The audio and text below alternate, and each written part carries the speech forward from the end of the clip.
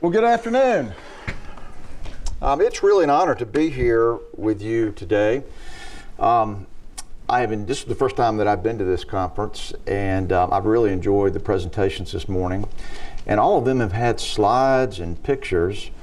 And I don't want all of you to think I just didn't do my homework. But as I thought about this presentation, I wasn't really sure that a picture of this topic of failing banks made a whole lot of sense. So I'm going to skip that today and just talk to you.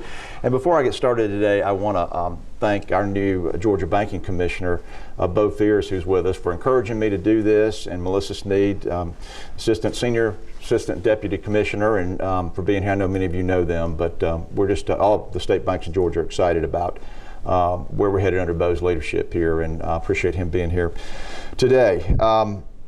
But being a state chartered bank, we have the privilege and the pleasure of also being regulated by the FDIC. And we have a holding company, so we get to see our friends from the Fed occasionally as well. So I will tell you, though, that it's nice to see all of you outside of a exam exit meeting. It's a different experience for me just a little bit. But to follow on a little bit with Director Felton's comments here, which I enjoyed hearing just a minute ago, flying up here yesterday from Atlanta, it occurred to me that I've been really fortunate to stay connected with my undergraduate university, Emory University, as well as University of Virginia, where I got my MBA, and to have connections with some of those professors and to talk to them about banking issues occasionally. And obviously, in my 30 plus years as a banker, I have had ample opportunity to talk with regulators. This is the first time that I've ever had the opportunity to talk with both groups as well as community bankers in the same room here. And you know, as the FDIC director said, I think this is really very unique, and I think it's important, and I think it's a valuable thing to do. Because in my view, regulators, academics, researchers, and community bankers represent sort of a three-legged stool, as I was thinking about it yesterday coming up. Each of us brings a critical perspective to the shared goal of building resilient, safe, and sound financial systems. And that continues, and all those systems that continue to be able to meet the financial needs of the communities that we really want to serve there. And so I think it's important that we're talking, and I think it's important that we're having this conversation. Let me give you, to give you a little context, let me talk to you just for a minute about who I am and who our bank is. United Bank's a $2.2 billion asset community bank. We serve 10 contiguous central Georgia counties. These are a mix of suburban and more often rural communities, all within about a 90-minute drive, either southeast or west of Atlanta. Now, we're a true community bank offering a full range of consumer, commercial, mortgage, and government guaranteed loan programs, along with retirement and financial planning services through our wealth management and trust division. And we're also really proud to be one of the largest employee-owned banks in the United States. Through our employee stock ownership plan, or ESOP, our employees own over a third of the company now. And that ownership culture means that our team doesn't just come to work at United Bank, they come to work for it. And culturally, we think that really makes us different from a lot of our competitors out there. Our story goes back to the beginning of the bank in 1905, so we're quite an old institution. My grandfather joined the bank about 20 plus years after that, just a couple of years before the Great Depression started. And he commented to me several times his timing could have been a little bit better to pick a time to become a banker, I guess. But you know, they say that hard times and challenging times make good bankers, and I think that occurred with him. And I'm proud today to be part of the third generation of our family to lead the company. Now, the papers discussing that we're talking about today, they're all related to bank failures, obviously, and that is a little daunting to be sitting in front of this many regulators and talking about bank failure, I have to admit. But our company did have a front row seat to the impact that bank failures can have on a community, and particularly small and rural ones in Georgia during what we now call the Great Recession, or sometimes it's referred to as the global financial crisis. Because during that time, our bank acquired the assets of 4 different failed banks from the FDIC. The first 1, 2, 3 in very rapid order, and then the last one right at the tail end of the Great Recession. Now, let me take you back for a minute and just remind you that Georgia's banking system was hit especially hard. If you saw that map up here that Dr. Lee had, there was a lot of blue over central Georgia there.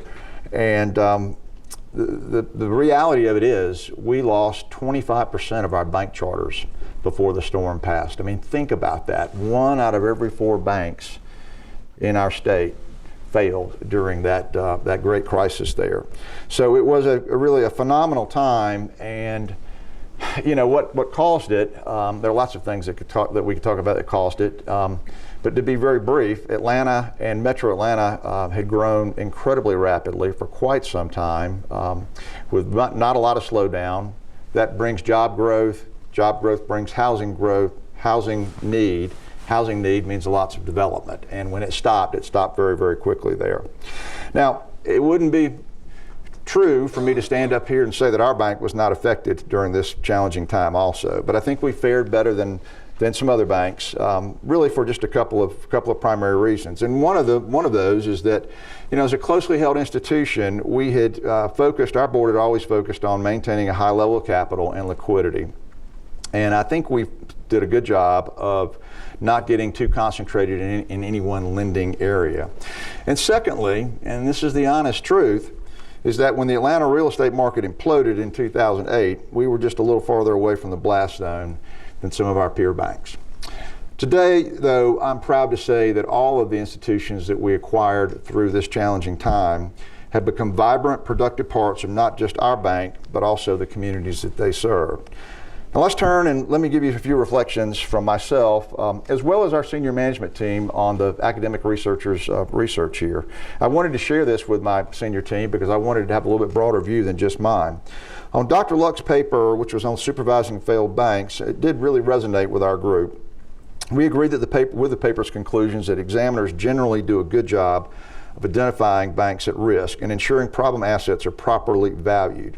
One of the things I've always valued about regulators and examiners is that they have a wider lens than just we do in our bank. And so I've as a practice, have never finished up an exam and not had a conversation. Tell me what else you're seeing around the state and around the region that we need to be careful of. With all that said, I would gently remind our regulators here that it's important, I think, to avoid a purely check-the-box approach, and assuming that just because one asset class is troubled in one area of the state or region, that automatically means that it's a problem asset in every one of the banks. And I think it also brings we heard this morning from one of the earlier speakers that bank exams, they're not math problems. And I agree with that. I think it's a great phrase, because it is so important that interaction that examiners have with the senior management of banks to understand what's really going on in that portfolio. And so I encourage you to remember that and to keep that in front of everybody. The paper also found that federal regulators sometimes act more quickly than state regulators when closing troubled institutions. And while that may have appeared true during Georgia's toughest years, I think we use the analogy here of you got so many fire trucks and how many fires do you have? I mean, that's a great analogy as well, and I would certainly agree with that. Because we didn't find really that from a big picture standpoint. We found the collaboration between the FDIC and our State Department of Banking to be very good. And from an organizational standpoint, we really believe in the dual banking system, and we think it produces better outcomes than a single national regulator could. Now, Dr. Lee's paper focused on depositor retention and the cost of funding for surviving banks. It raised several points that hit close to home for us. It's certainly true that in times of financial stress, banks' instincts to raise liquidity quickly, often by increasing deposit rates, and that's the focus and the goal oftentimes. As the paper points out, and as we experienced firsthand in the first bank failure that we were involved with, liquidity, not capital, can kill a bank very quickly, sometimes much quicker than capital issues. That said, during the downturn, from a big picture standpoint, and again, we're the acquiring banks, we're not the bank next door, we're the acquiring banks, so slightly different from what his paper focused on. Our bank didn't face significant deposit pricing pressure. We were already known as a stable, well-capitalized institution in those adjacent markets, and I maybe should have pointed out that all of our bank acquisitions were in adjoining markets, so we weren't moonshotting to another state to buy a failed institution. And also, it was such a challenging time then that there frankly was very little loan demand. So we did not have a lot of incentive to chase deposits during the height of the recession there. And further, our bank was fortunate just in that we have always maintained a very high level of non-interest bearing consumer deposits and small business customer deposits, with less than 10% of our deposits in CDs. So we had extra, probably more liquidity than a lot of banks, a lot of peer banks, as we headed into the recession there in 2008 and 9. Now, having said that, I will say that the world has changed a lot since 2008. We talked about the impact of technology today, and today community banks don't just, like ours, don't just compete for deposits with the bank across the street, which was what occurred back when I started my career a lot more. Today we're competing with banks across the country for deposits. So in this next downturn, the liquidity issue may look very different. And obviously with the SVB failure, that there was a lot of liquidity pressure there and the rates did go up. Finally, with Dr. Schindler's paper, Bad Bank, Bad Luck, it examined how customers were affected after their bank failed. Now, we've always believed very, very strongly that a community bank's greatest asset is not its loans or its deposits on its balance sheet, but it's its employees and it's their relationships they build with their customers over time. So when a bank fails, those relationships can absolutely be severed. And, you know, think about that. It's not that the banker you go to see, sometimes the banker may still be there on Monday morning after the bank fails, but he's got a new boss, okay? Maybe in a totally different position. They may have a totally different business model than the bank that failed with. So that lends a lot of credence to what the paper was saying there, I think. From our perspective, we tried to take a different approach. Again, we were in adjoining markets already, but we tried to take a different approach. And yes, we had to resolve a lot of problem loans. That just happens when you take over a failed bank and get those situations and are working under a loss share relationship. But we tried very hard to maintain those relationships with those customers, because that's where the long-term opportunities were from us having acquiring these banks. And you know, I'm really pleased to say today that some of the best customers that we have in our entire bank were from customers that came to us through those loss share failed bank situations there. And I think that's really important, because we've said this in different ways today, and I've been listening to some of the earlier videos, I've heard this also from prior years of this conference here. You know, 2/3 of all job creation comes from the growth of small businesses. And who is the primary provider of capital to those small businesses? Well, we all know it's community banks. And that's why I think the institution of community banks and community banks across this country are so critical as we look forward and we think about the opportunities that we've got in front of this here. So bottom line, we agree with almost all the majority of those findings, and it was a good paper. In closing though, this conference, which is bringing together researchers, regulators, bankers, I think it couldn't come at a better time, folks.